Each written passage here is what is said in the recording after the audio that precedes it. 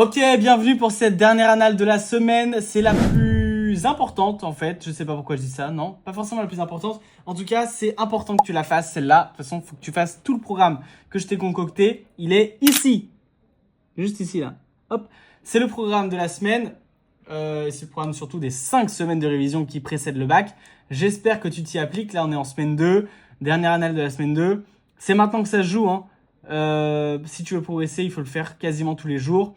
Et je rappelle aussi qu'il faut apprendre ton cours par cœur. C'est notamment cette annale-là qui va me permettre de vérifier si tu connais ton cours, parce qu'il y a beaucoup de questions de cours. Et il faut effectivement les refaire, les sujets. Il ne suffit pas de les faire une fois ou deux. Peut-être que tu peux les faire 3 fois, 4 fois, je ne sais pas, multiplie. Ça coûte rien. Ça prend, une fois que tu l'as fait une fois, ça peut te prendre 10 minutes, montre en main pour tout le refaire. Évidemment, j'attends de toi que tu ne regardes pas cette vidéo de manière passive. Je veux absolument que tu la... Bref, t'as compris, que tu rédiges en même temps que moi.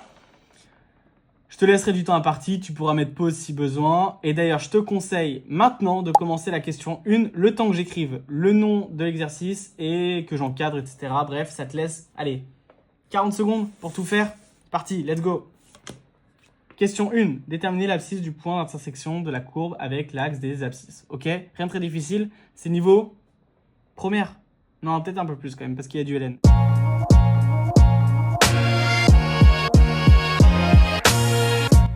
J'espère que tu me regardes pas écrire ça. Hein. Là, normalement, tu es censé avoir la tête dans la feuille.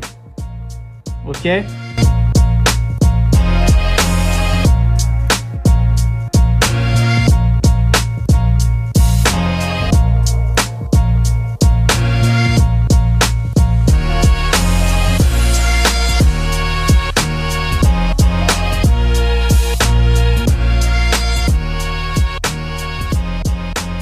Allez, let's go.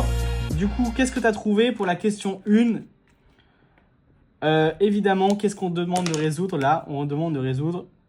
Alors, j'ai fait la question en live sur TikTok et j'ai eu la réponse assez étonnante d'une élève qui me dit « On cherche à résoudre f de 0 ». Non, on ne cherche pas à résoudre f de 0 là.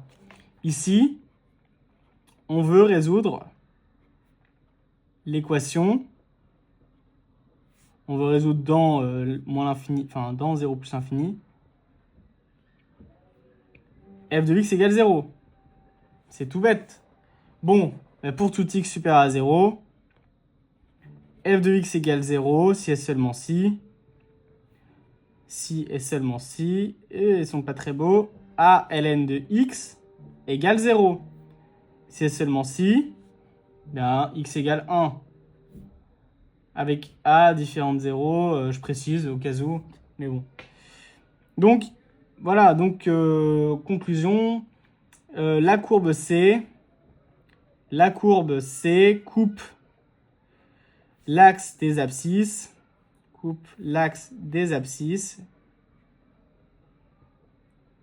en x égale 1, voilà, tout simplement. Allez hop, un point gratuit, on prend. Peut-être pas un point, mais au moins un demi-point. On prend quand même. Il en faut 17, je rappelle. Ici, on cherche à avoir le 17. Si tu es là pour avoir 12, 13, change de chapitre, enfin change de chaîne. Hein. Va chez, je sais pas, j'ai pas de nom de concurrents qui veulent t'amener vers le 12, 13. Il n'y a pas beaucoup de concurrents de toute façon qui font ce genre de programme sur 5 semaines. Ils veulent tous te vendre leur fiche à 20 € la fiche. Non, ici, on vend rien. Ici, on est là pour bosser.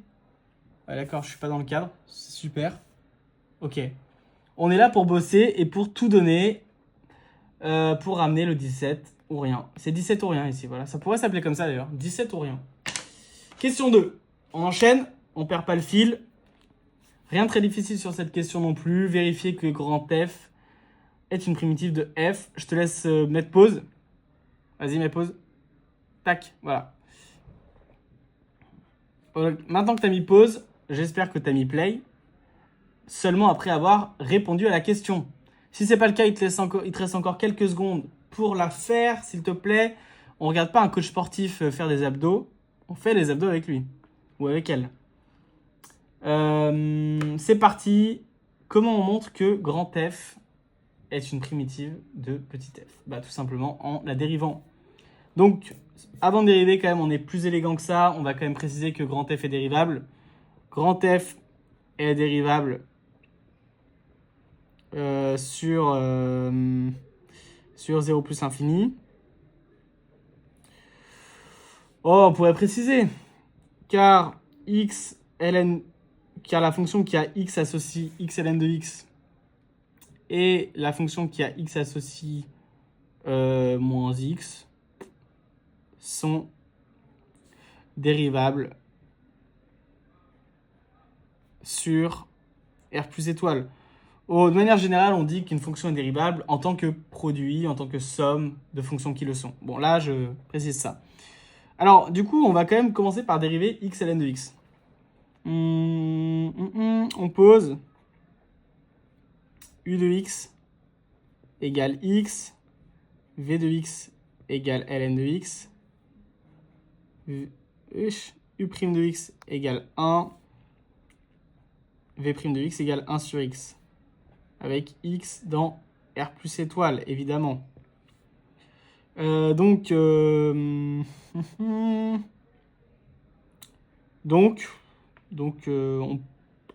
on pourrait poser une autre fonction g. On pose g de x égale x ln de x supérieur ou égal à 0. Et donc, donc pour tout x supérieur ou égal à 0, g' de x égale...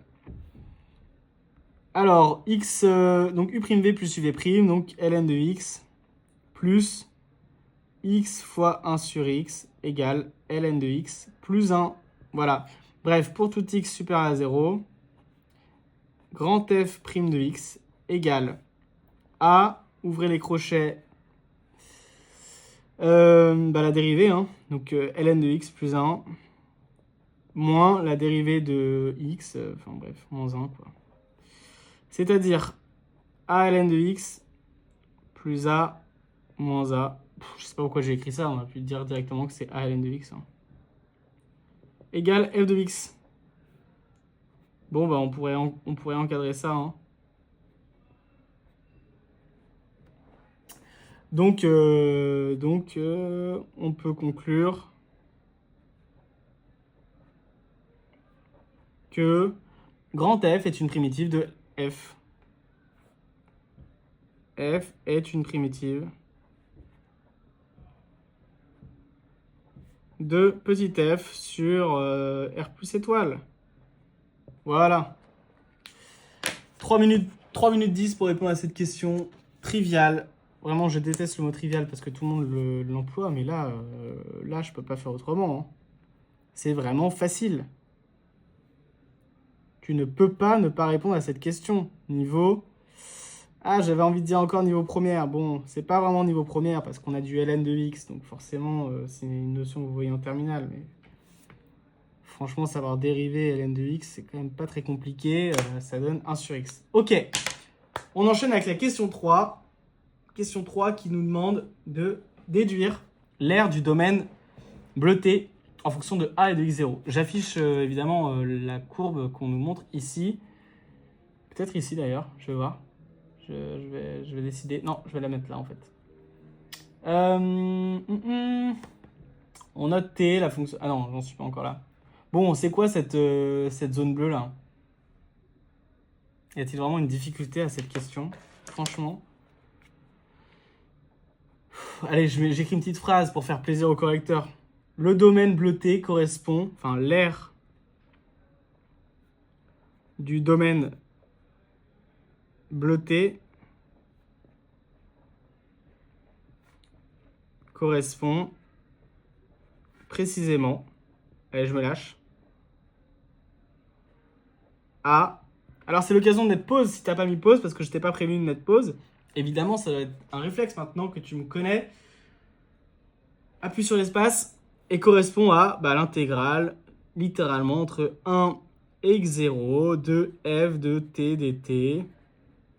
C'est-à-dire f de t entre 1 et x0, c'est-à-dire f de x0 moins f de 1, c'est-à-dire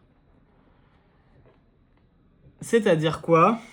On l'a juste au-dessus, la fonction grand F. Ah non, je ne l'ai pas noté. Grand F, c'est quoi? C'est A. Alors, je vais vraiment y aller tranquille. Hein. A fois x0 ln de x0 moins x0 moins f de 1. Donc, moins A fois 1 fois ln de 1 moins 1. Bref, c'est-à-dire ax0 ln de x0 moins ax0. Là, c'est littéralement 0, hein, donc ça fait plus a en fait. Hein. Plus a. J'ai rien d'autre à ajouter. Hein. J'ai rien d'autre à ajouter à cette question, qui était vraiment toute bête. Ouais, je pourrais éventuellement factoriser par a. A facteur de x0 ln de x0 moins x0 plus 1. Bon, j'ai pas envie de le faire. 1 x0 f de t dt. Et j'encadre éventuellement ça. J'ai pas besoin d'expliquer que l'aire du domaine bleuté correspond à ça. Hein. Ça, c'était vraiment une question basique. On prend les points. Moi, je dis merci. Hein. Je dis merci au concepteur qui nous offre des points gratuits. Vous imaginez? Vous êtes en histoire géo. Chaque ligne que vous écrivez, il faut rester dans le sujet, il faut rester concentré. Il faut faire ses preuves tout le temps. Et là, en maths, on vous guide et on vous donne des points. On prend les points. Ah, question 4. Bon, j'avoue que c'est un peu plus dur. Voilà pourquoi je m'engage à ce que vous ayez 17. Et pas au-delà. Parce qu'il y a certaines questions qui seront un peu dures. Alors, j'espère que j'étais dans le cadre, en fait. Parce que depuis tout à l'heure, je suis en train de me filmer. Et je vois que mon téléphone descend progressivement. Alors, si je ne l'ai pas été, c'est l'occasion de mettre ça. Et puis, je mettrai ça au montage. Et du coup, hein, on est bien sur l'intégrale entre f de t, entre 1 et x0, bref.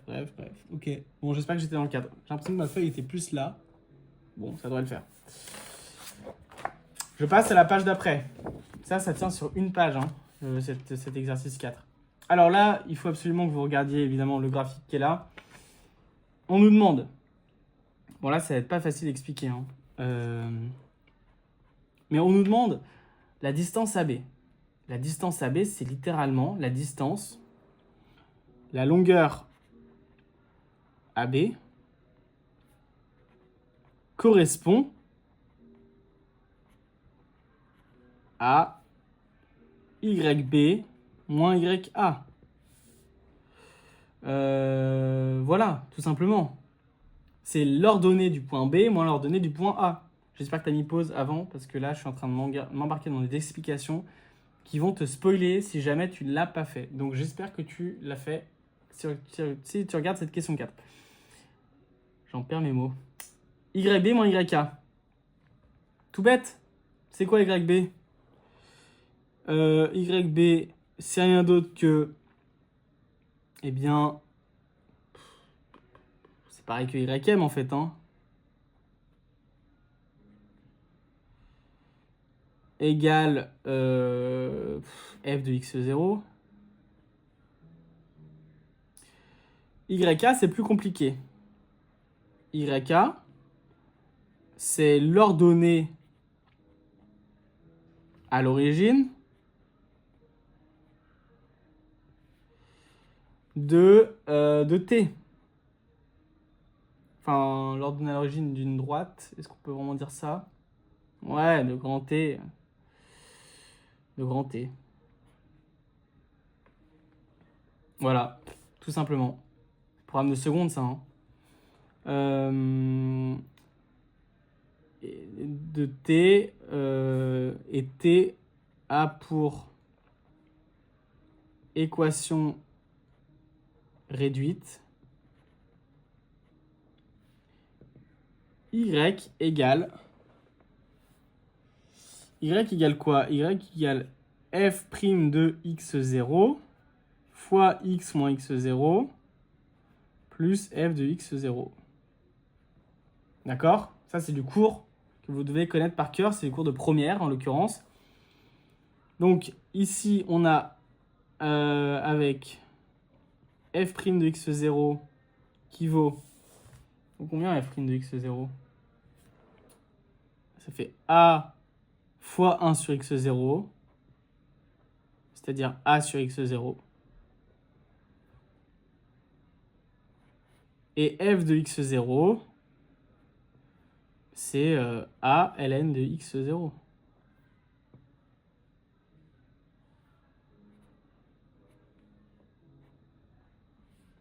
Donc, T a pour équation réduite y égale, donc f' de x0, donc a sur x0 fois x moins x0, le tout plus a ln de x0. C'est-à-dire ax sur x0 moins ax0 sur x0 plus a ln de x0. C'est-à-dire ax sur x0 moins a plus a ln de x0. Ok? Donc, en particulier,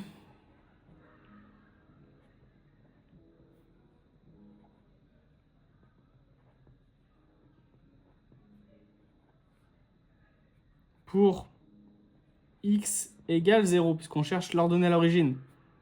On cherche l'ordonnée à l'origine.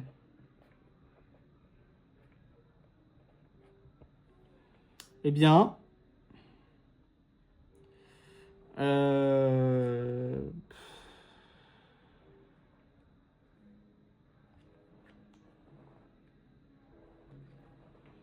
YA, en fait, égale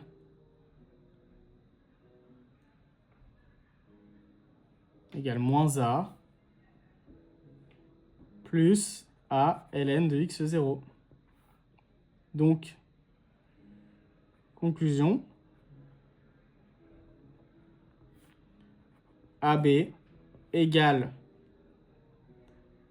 YB moins YA, c'est-à-dire, donc, allez, je mets A ln de x0, donc A ln de x0 moins, alors on pourrait écrire quand même que correspond à la valeur absolue, quoi.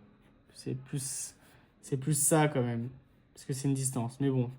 A x ln de 0, A ln de x0, moins, j'ouvre la parenthèse, moins A plus A ln de x0. C'est-à-dire A ln de x0 plus A moins A ln de x0. C'est-à-dire A et A est positif. Donc, AB égale A. Voilà, tout simplement. En fait, c'était un peu long à expliquer, mais il n'y a rien de difficile. Hein. Il n'y a rien de difficile. Voilà, le temps que je conclue, le temps que j'encadre, vous pouvez déjà, dès à présent, partager ça. Enfin, tu peux partager ça à une personne qui passe le bac cette année, à une personne qui a besoin de s'entraîner sur les intégrales. N'oublie pas de t'abonner, de mettre la cloche pour ne rien louper. Dès la semaine prochaine, on enchaîne avec les probas lundi prochain. Laisse-moi vérifier quand même, j'ai un petit doute. Ah oui, c'est ça. C'est les probas. Donc révise bien ton cours de probas ce week-end. On est ensemble jusqu'à la fin de l'année. Il reste 3 semaines bientôt. On lâche rien. On est dans le money time. On donne tout. À très vite et je compte sur toi pour ne rien lâcher. À plus.